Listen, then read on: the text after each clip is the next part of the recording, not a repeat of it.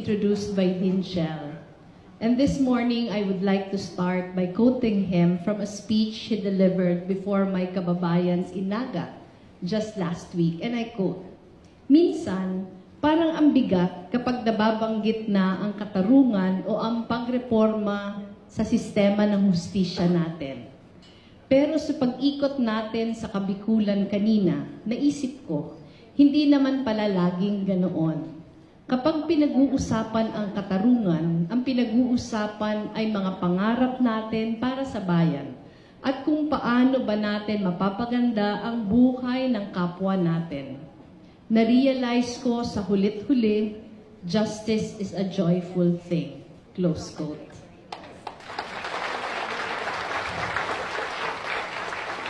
Justice has been described in many different ways, but that was the first time I heard it described as joyful. It is so simple, but it drives home a sense of comfort that a lot of us may have already forgotten to associate with justice. The times we live in have conditioned us to feel resigned, overwhelmed, and paralyzed in the face of our nation's problems.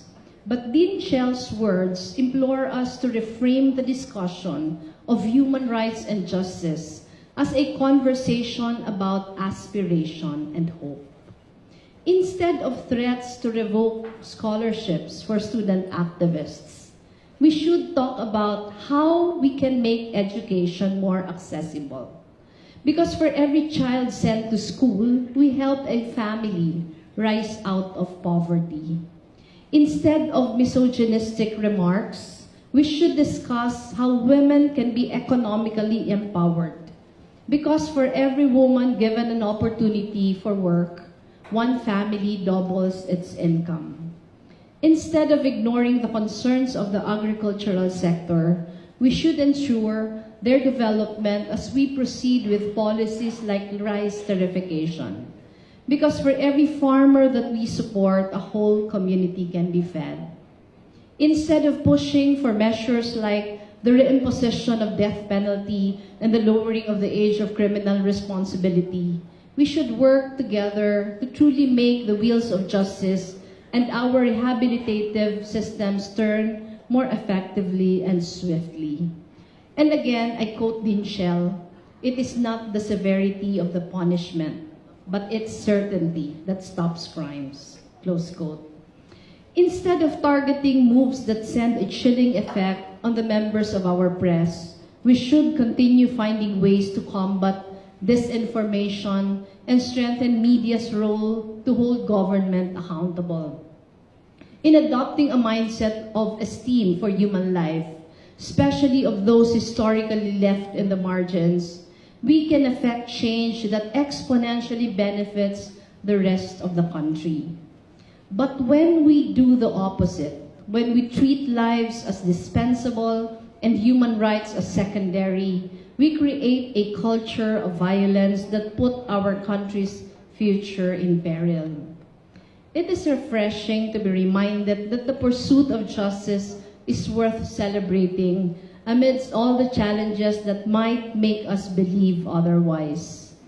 At a time when our basic rights are constantly being threatened, human lives are being disregarded, and our freedoms are under attack, it can be difficult to correlate the idea of human rights with joy. But to take the difficult path, to challenge it, and to come out stronger, that is the story of the Filipino. That is the story of the people we are honoring today. The late Senator Pepe Jocno and our two awardees, Maria Ressa and Bishop Ambo David. That is the story as well of the People Power Revolution, which was the cause of our celebration just yesterday on the occasion of its 33rd anniversary. At its conclusion in 1986, the world was surprised by the success of how peaceful we were able to throw out a dictator who terrorized our nation for more than 20 years. On that day, we were not defined by political color or parties, tribes, or regions. We were brought together by the single powerful idea of freedom from oppression. Today, the world's eyes are upon us once more as our nation comes to grips with potent foreshadowings that our past trauma has returned. The growing culture of division and polarization among us Filipinos. The dark side of the war on drugs that trample human rights, and threats to press freedom that weaken the Fourth Estate, a critical element in our democracy. But more importantly, the world is paying attention because among us are those who refuse to accept this dark narrative for our country. Among us are those who move forward with defiant hope in the midst of darkness. Among us are those who keep believing. Our nation is primed to believe that to be ruthless is to be strong. But Bishop Ambo David has shown us that compassion is one of the greatest strengths we can possess, and that empathy, embodied by a whole community, is what can bring about truth and sustainable change. This is an era when we seem to be constantly browbeaten until we get tired of resisting. But Maria Reza's resilience has become revolutionary. She has left others dumbfounded by holding her head high and smiling in the face of intimidation. And she has inspired the rest of us to hold the line with the power of her soft voice and her razor-sharp eloquence. Just as we celebrate Ka Pepe Jokno today, we celebrate both of you and your work for giving us much reason to believe that our fight for human rights is not a lost cause. Your stories are important lessons that we should not meekly accept what is forced upon us. Harmful policies, outrageous lies, baseless threats sitting down. That we can demand for better solutions and for a more accountable government. We deserve better than to be patronized. We who toil every day, pay our taxes, and serve our country in our own ways will not settle for less. Even if we can choose to be indifferent in light of our personal privilege, we refuse to do so because we love this country and we feel for its people. We feel for the families who have lost loved ones to the drug war. We feel for the journalists being harassed for doing their jobs. We feel for those whose freedoms and very lives are threatened because they dare speak truth to power. Let us carry on feeling because our ability to care is what will keep this country on the right path despite the numerous regressive turns we are taking. Senator Pepe Jokno, after spending more than 2 years in detention in Fort Bonifacio and in Laur, Nueva Ecija, co-founded the Free Legal Assistance Group soon after being released. He extended legal services to martial law victims for free, among them tribal groups, peasants, social workers, political detainees, and activists. He went around the country speaking about democracy and justice with a tone of promise instead of despair, despite all he and his family had to go through.